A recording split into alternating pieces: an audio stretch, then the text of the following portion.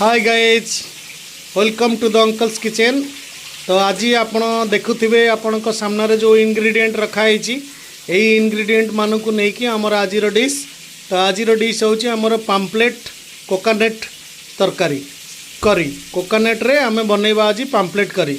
तो तापाई आमे नहींचे किसी कोकोनट नहींचे, किसी कटा पियाज नहींचे, किसी कटा रसुण नहींचे, अदा नहींचे, कंचा लंका नहींचे, टमाटो नहींचे, आउ पाम्पलेट माछ नहींचे, आउ तापरे आमर नहींचे आमर कड़ी पत्ता नहींचे, आउ पुदीना पत्ता नहींचे।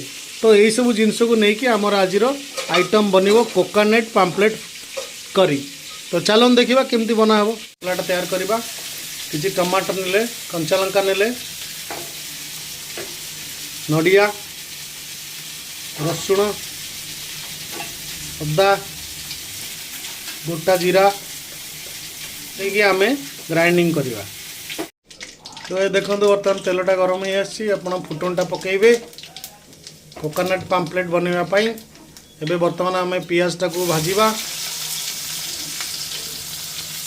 कड़ी पत्ता ऐड करवा। तो गाइस मुझे सब पाम्पलेट माछ भाजी दे एक्चुअली कंचा हवा कथा आम किंतु जस्ट टिके खाली जस्ट भाजी देछु।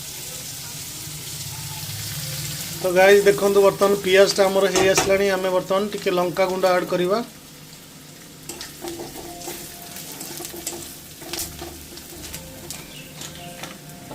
धनिया गुंड आम पकईले, टिके हेंगू पकईले, टिके चिकन मसला, बिरयानी पाउडर। आम बर्तमान नड़िया, कंचा लंका, पियाज, अदा, रसुण जो मसलाटी बाटी सेटा बर्तमान पकईकि आम कषा। तो गाइज आम हलदी टिके लुण ऐड कले मसलाटा कषा। देखो गाइस मसला आम गरम मसला बाटी से गरम मसला ऐड करूँ। टमाटो सॉस भी टिके ऐड करवा।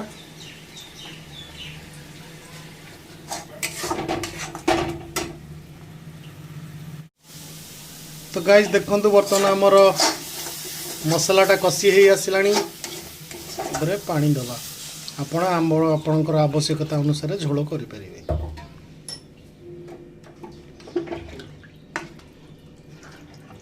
टिके फुटिया छाड़देवा।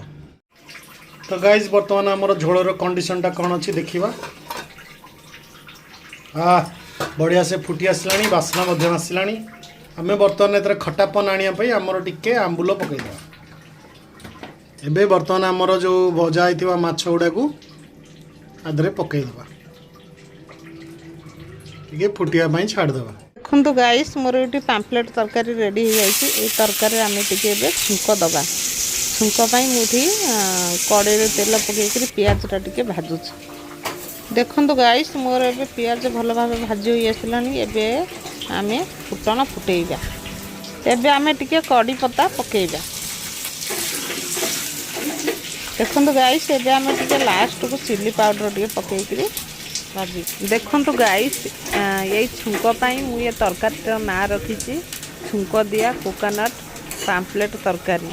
तेणु एबे मोर छुंकटा रेडी हो गलानी। आसतु एबे तरकारी छुंक दबा।